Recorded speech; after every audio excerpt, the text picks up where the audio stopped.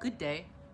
This 208th day, meaningful moments, 365 days. Did you ever stop and wonder, like, different things that you've been living, different ways that you've been living, different kinds of routines, patterns, ways that you do things, and just wonder, like in a moment of a flash, that something goes, why do I do this like this? And it's like, who said it? Who said it? And, we can trace it back sometimes to the way we were raised, or, something that a loved one told us, or a teacher, or maybe it was at a job, or, whomever it may have been, or whatever those circumstances may have been. But then somewhere along the line, we start to inform ourselves, is it true? Or the question comes out of ourselves, within ourselves, is it true that it is this way?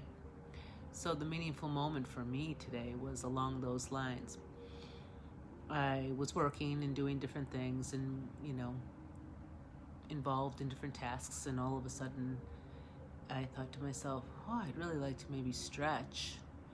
And, over the years, I've definitely been more in tune with those kinds of things, and a lot of times I've shared with you all about, kind of abandoning what the itinerary was or the schedule and being like, I'm off to do this other thing. But today the question was more like, but who said it?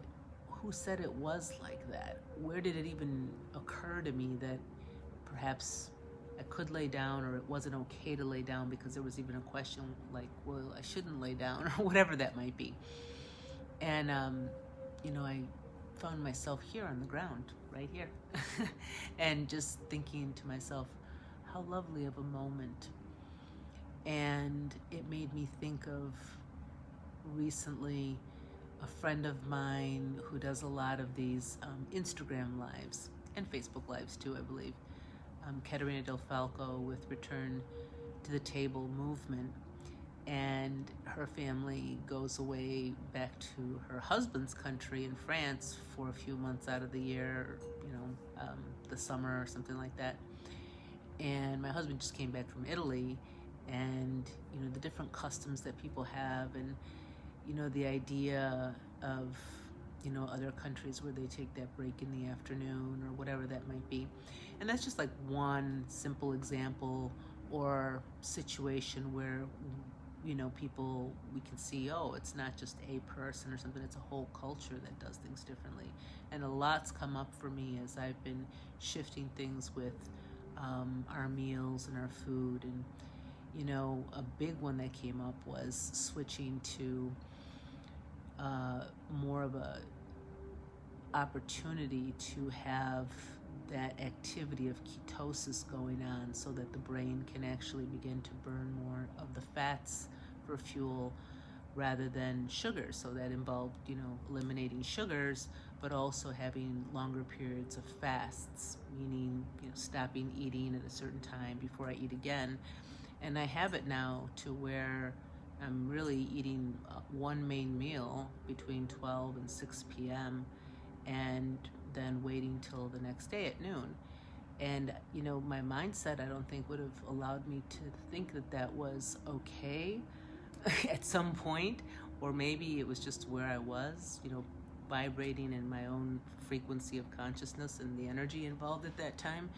But I've begun to do that, and it's been a few weeks now, and it feels pretty incredible to just have that one meal a day.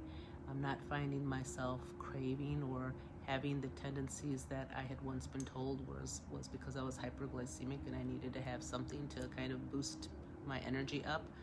There have been so many shifts.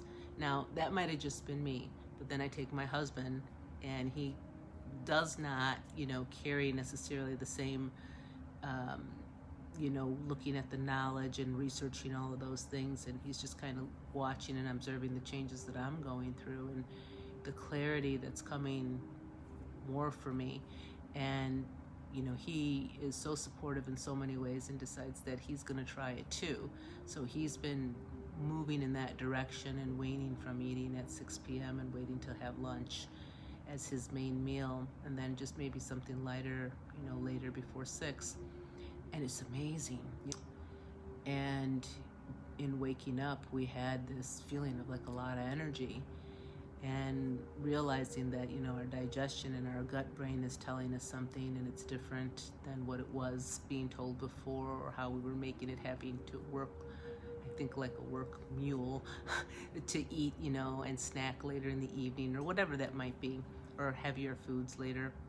And it just brought me back to that full circle again. Like, why was it so crazy, that, wow, this was actually another way of eating, that I didn't have to say, oh, this is breakfast, lunch, dinner, and these are breakfast foods, these are lunch foods, these are dinner foods. Like, you can't move out of that parameter and not just treat food like it's food, and what is actually sustaining me, what's the best nourishment I can take into my body to make me feel good, to preserve that well-being, and to keep my mind clear and sharp and able to regenerate new brain cells.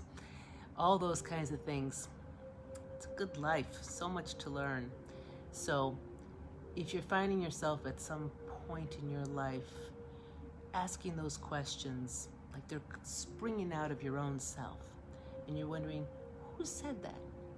Take a moment to ponder it, and then be real still to listen to what's coming as the reply from within yourself.